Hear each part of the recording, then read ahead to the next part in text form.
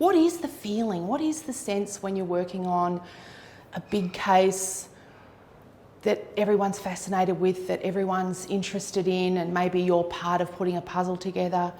What is that like? What's that feeling?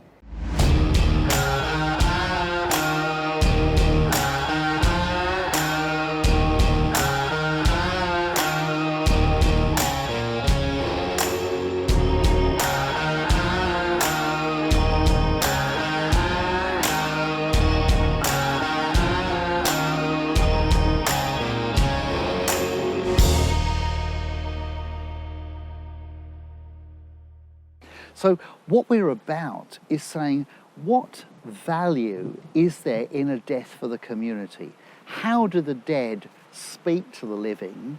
And we are, in a way, the translators that allow the dead to speak to the living and give them a voice in terms of what will their death and their life mean for generations to come. That's amazing. So when it comes to court, what are you actually looking into? What are you investigating? Well, what the coroner is required to find under the Coroners Act are three basic things. The first is the identity of the person who's died, the second is their cause of death, and the third is the circumstances of death. And so that's when there's an investigation into what were the facts surrounding those circumstances, because in effect the coroner is investigating what are the facts.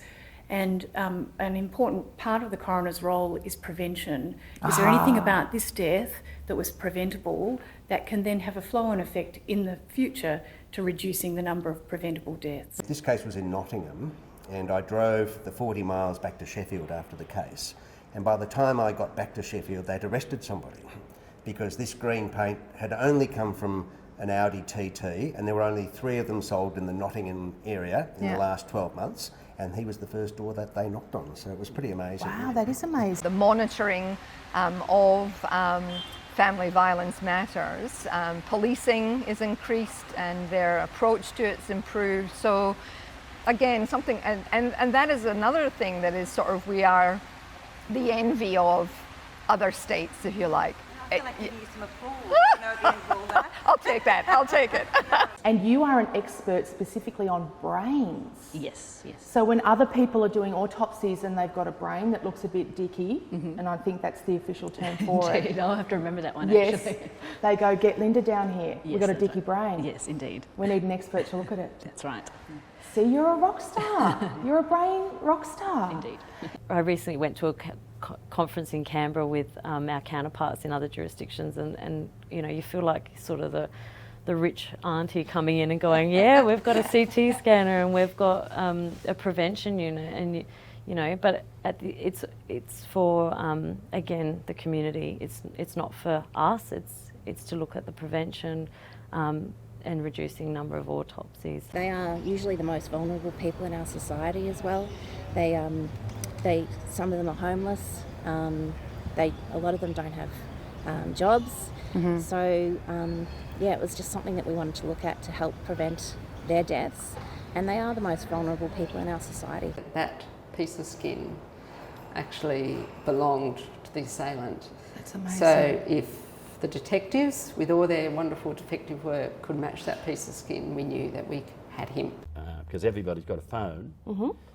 Take a photo of the deceased before he or she decomposes. Oh, okay. Get a photo that is recognisable. How could you get that into some sort of system where family who have survived might be able to see that photo? And in fact, drowning is the highest cause of death of children between the ages of 0 and 14.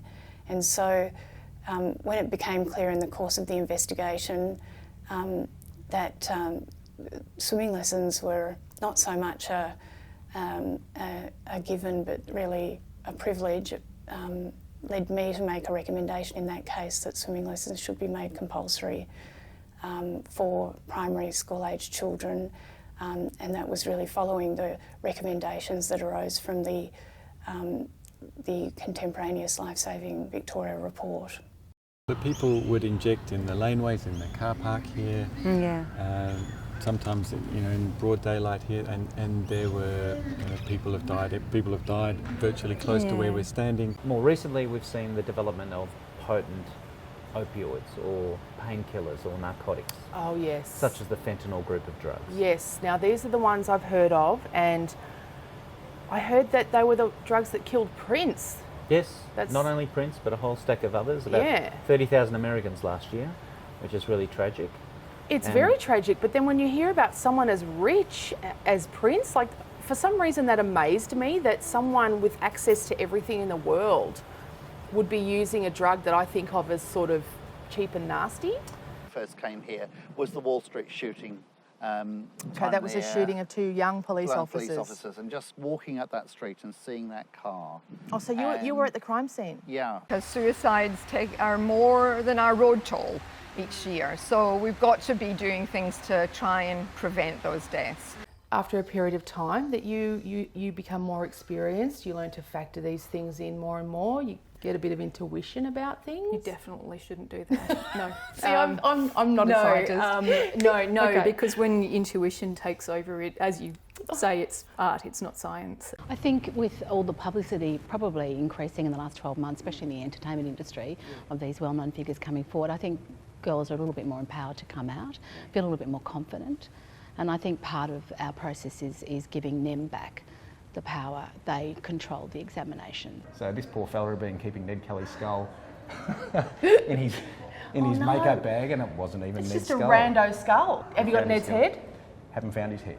So we've got everything but his head. His head's still out there. We've got a tiny bit of the back of his skull, but that's it. We haven't got the rest of his head, so his head's still out there somewhere. Biffam and our court and the way we operate and the resource we got is the envy of coronial systems throughout the world. Can I come back, please? Yes, of course you can. I really like it there.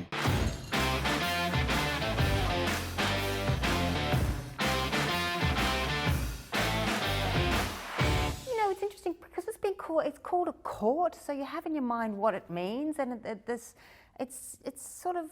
much more sort of an inquiry, just finding out what happened and how someone died, who that person is, and it's not really about punishment or accusing anyone. I find that quite interesting. That's a different sort of justice system.